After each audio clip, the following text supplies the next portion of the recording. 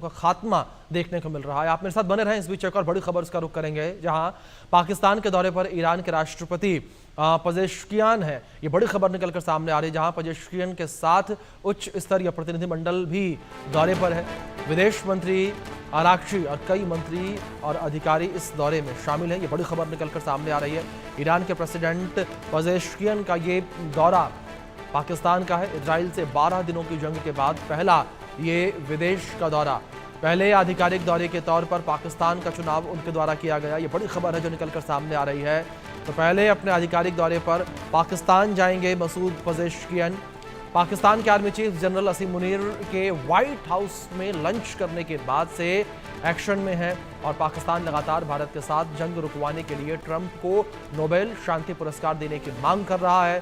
तो ट्रंप ने भी कम टैरिफ के साथ पाकिस्तान संग ट्रेड डील करके एक तरह से जनरल मुनीर को खुशामद का तोहफा दिया। अब पाकिस्तान ने एक बड़ा कदम उठाया। पाकिस्तान अपने पड़ोसी ईरान और अमेरिका के बीच दोस्ती कराने की कोशिश कर रहा है, बिचौलिए का काम कर रहा है। माना जा रहा है कि ट्रंप से इशारा मिलने के बाद पाकिस्तान ने ईरानी राष्ट्रपति मसूद पजेश्कियान और को न्योता भेजा और वो आज इस्लामाबाद पहुंच रहे हैं। पाकिस्तान ने कहा है कि वो अमेरिका और ईरान के बीच तनाव को कम कराने में मदद करेगा।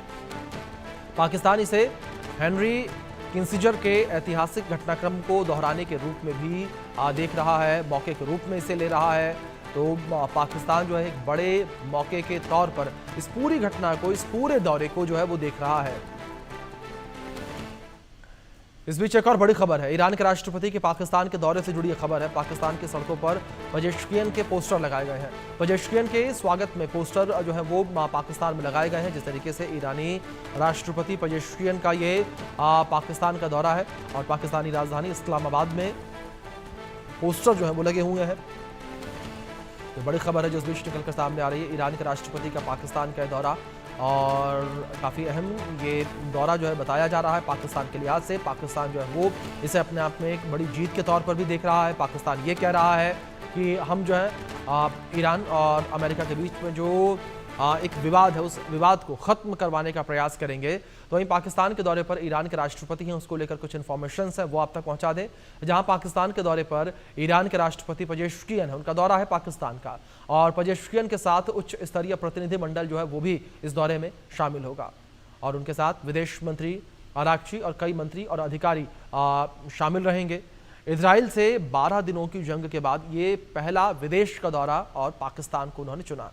पहले आधिकारिक दौरे के तौर पर पाकिस्तान का चुनाव उनका किया गया और पाकिस्तानी सड़कों पर पजेश्कियान के पोस्टर लगाए गए हैं। पजेश्कियान के स्वागत में पोस्टर लगे हुए जो हैं पाकिस्तानी सड़कों पर नजर आए हैं और कुछ तस्वीरें भी लगातार इंडिया न्यूज़ आपको दिखा रहा है। इन तस्वीरों में आप देख सकते हैं किस तरीके से पजेश्कियान के स्वागत में पोस्टर जो है वो लगे हुए नजर आ रहे हैं। हमारे सहयोगी अजय जांडियाल हमारे साथ लगातार बने हुए हैं। तो इसी बीच हमारे साथ रिटायर्ड मेजर जनरल अनुज माथुर जो है डिफेंस एक्सपर्ट के तौर पर। सबसे पहले अजय मैं आपसे कुछ इन्फॉर्मेशन चाहूँगा। जिस तरीके से यहाँ पर पजेश्कियान का ये दौरा है, इस दौरे को पाकिस्तान एक बड़ी कह सकते हैं कि चुनौती के तौर पर भी देख रहा है और एक बड़े मौके के तौर पर भी देख रहा है कि अगर वो ईरान और अमेरिका के बीच चीज़ों को सही करवा देता है तो उसके भीख के कटोरे में शायद थोड़ी भीख जो है वो पड़ जाए अमेरिका की तरफ से। अभिषेक सवाल दोहराइएगा। अजय आप तक आवाज पहुंच रही है मेरी?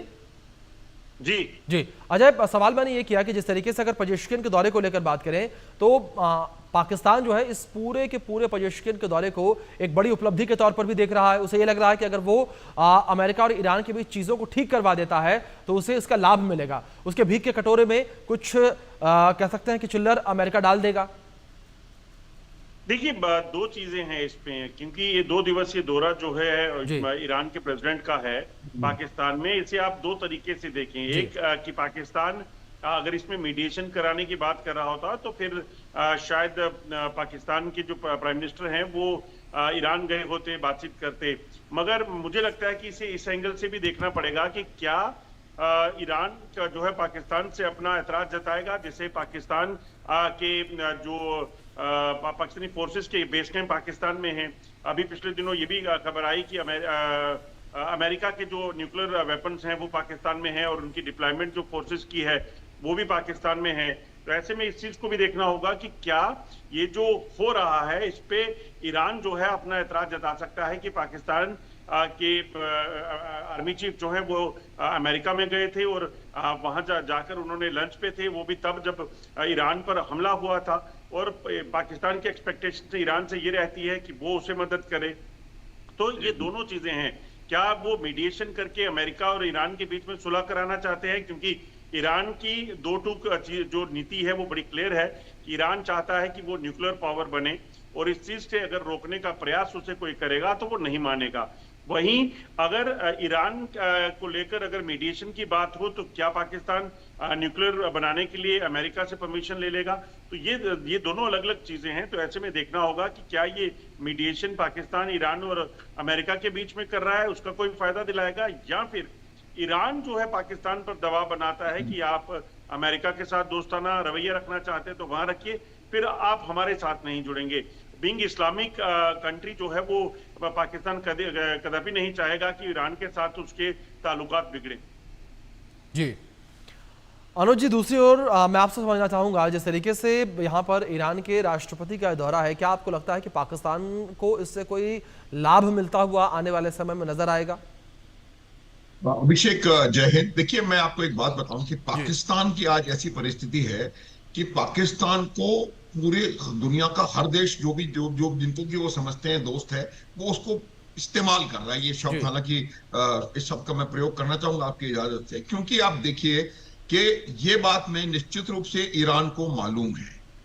और बिल्कुल ये, क्योंकि जब इनका लड़ाई हो रही थी और जब बमबारी हो रही थी ईरान के ऊपर, तो ये असीम मुनीर साहब वहां पर एक 6 दिन के दौरे पर, मुझे बताएं 6 दिन के दौरे पर कौन जाता है? मेरे ख्याल से it was a proper house arrest 6 दिन तक, और उन्होंने सारी उनसे इंफॉर्मेशन ली है। तो मेरा ये मानना है कि ईरान जो है वो बहुत ज्यादा मेरे हिसाब से उनसे खफा है। तो ये कहीं ना कहीं एक ईरान के साथ मेकअप ज्यादा मुझे नजर आ रहा है as compare to America. America की परमिशन जरूर ली है, क्योंकि आज की परिस्थिति में जो पाकिस्तान है, पाकिस्तान अमेरिका की इजाजत के बगैर कुछ भी अपने राष्ट्र में भी कुछ नहीं कर सकता। दूसरे देश के बात की तो बात आप छोड़ ही दें। तो मेरा ये मानना है कि ईरान जो है वो पाकिस्तान ये ईरान को बताने का प्रयास कर रहा है कि हम जब वहां गए थे तो हमने कोई आपका नुकसान नहीं किया, लेकिन ये बात ईरान को अच्छी तरह से पता है और मेरे हिसाब से पूरी दुनिया को पता है कि पाकिस्तान ने ईरान की पीठ में खंजर भोंका था। और ये पहला दौरा और उनका इनवाइट है पाकिस्तान का, वो इसी वजह से है कि वो कहीं ना कहीं मेकअप करना चाहते हैं और असीम मुनीर चाहते हैं कि वो कहीं किसी प्रकार से मेकअप कर ले। दूसरी चीज जो मैं आपको बता रहा हूं वो ये है कि आज की परिस्थिति में भारत के साथ उनके संबंध चैलेंजिंग हैं, अफगानिस्तान के संबंध उनके चैलेंजिंग हैं।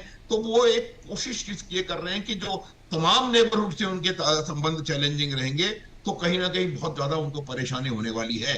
तो वो ईरान के साथ अपने संबंध थोड़े बेहतर करना चाहते हैं। तीसरी चीज यह है कि ईरान के द्वारा वो जो बलोच लिबरेशन के जो लोग हैं, बलोच जो फ्रीडम फाइटर्स हैं, उनके ऊपर ईरान के थ्रू और ईरान के द्वारा उनके ऊपर दबाव बनाने के का भी वो प्रयास कर सकता है। आपने किसिंजर टेक्निक फिलॉसफी की बात करी है, पूरी तरह संभव है। देखिए, अर्ली 70s में हेनरी किसिंजर को चाइना और अमेरिका के बीच में बहुत ज्यादा टेंशन हो गया था, वही लगभग सिचुएशन अभी भी है।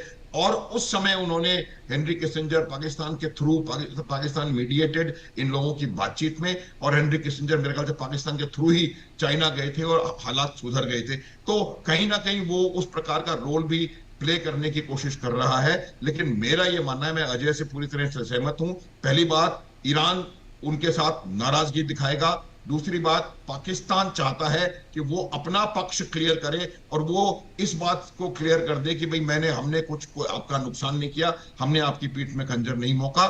तीसरी बात यह है कि वो ये एक और स्टेप जो है डोनाल्ड ट्रंप को नोबेल पीस प्राइज दिलाने के डायरेक्शन में एक और स्टेप बढ़ाने की कोशिश कर रहे हैं कि वो बताएंगे कि भाई ट्रंप साहब की वजह से ईरान में और मिडिल ईस्ट में भी शांति हो गई, तो अब मुझे डेफिनेटली नोबेल पीस प्राइज दे दो। तो ये ओवरऑल मेरा असेसमेंट सिचुएशन। अभिषेक जी, माथुर साहब, जिस तरीके से इस पूरे दौरे को लेकर बात करें, काफी ज्यादा चर्चाएं इस दौरे को लेकर ये भी चल रही हैं कि अमेरिका और ईरान के बीच जो कह सकते हैं कि तल्खी रिश्ते में देखने को मिली है, उस तल्खी को खत्म करवाने का प्रयास करेगा पाकिस्तान। क्या आपको लगता है कि पाकिस्तान की इतनी हैसियत है कि वो दो देशों के बीच जो रिश्ते खराब हैं उनको सही करवा सके?